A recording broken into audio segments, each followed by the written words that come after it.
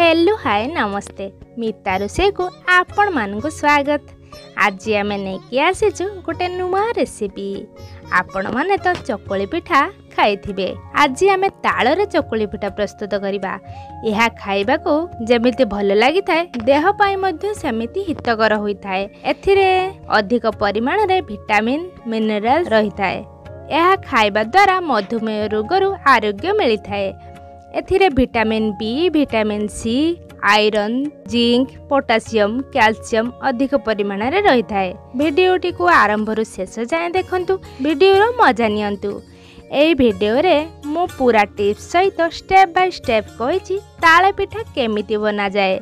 आपन को जदि एही रेसिपीटी भल लागे ताहाले मो चैनल को लाइक शेयर सब्सक्राइब करने सहित पाखरे थिबा बेल आइकन को प्रेस कर देबे। चलंतु ताल चकुली रेसिपीटी आरंभ करिबा। प्रथमे मु ताल नहीं आसीछि। सेई ताल को भल भाबे धोई नहीं आसीबा। ता ऊपर थिबा डेम्फो को आमे हल्का हाथ रे घुराई घुराई बाहर करि नेबा। आउ तार डेम्फो बाहर करी गोटे प्लेट रे रखि नेबा। ता ऊपर थिबा चोपा गुडी को बाहर करि नेबा। तालर चुपा गुडी को भल भाबे बाहर करी आमे गोटे प्लेट रे रखि नेबा। ताकू आमे दुई फाळ करि नेबा। आउ सेई टांकु गुडी को गोटे पात्र रे अल्प पानी नै चकटी चकटी रस गुडी को बाहर करि नेबा। एबे आमे सेई रस को भल भाबे चिपुड़ी सेथिरे थिबा पारु बाहर करि नेबा। तापरे आमे चाउल चूना किछि नै जिबा।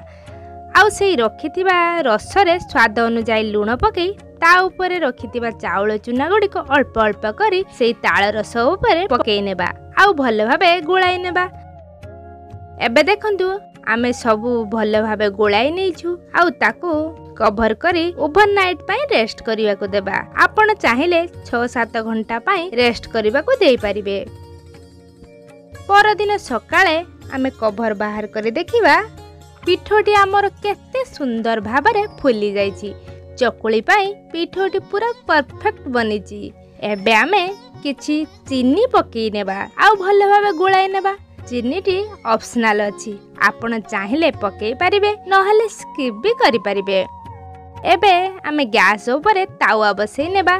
तावा गरम हेबा परे अल्प ऑयल मारि नेबा। किछि समय परे हमर तेल गरम हे आसला परे गोटे डंकी साहाय्य रे पिठौ नहीं तावा ऊपर देबा। आउ भल भाबे घुराई घुराई गोल गोल करी चकुली शेप रे बनै नेबा। किछि समय परे चकुलीटी हमर होई आसला परे उलटाई देबा। देखंतु हमर दुई पट भल भाबे होई जाइछि चकुलीटी। एबे आमे ताको बाहर करी प्लेट रे रखि नेबा। एमिति सबुतक चकुली को आमे बनै नेबा। आपण एही प्रोसेस रे चकुली पिठा घरे निहाती ट्राए करंतु। आउ केमिति लागिला आम सहित कमेंट बॉक्स रे शेयर निश्चय करंतु। पुणी देखाओ एक नुआ रेसिपी सहित। से पर्यंत रहिली नमस्कार।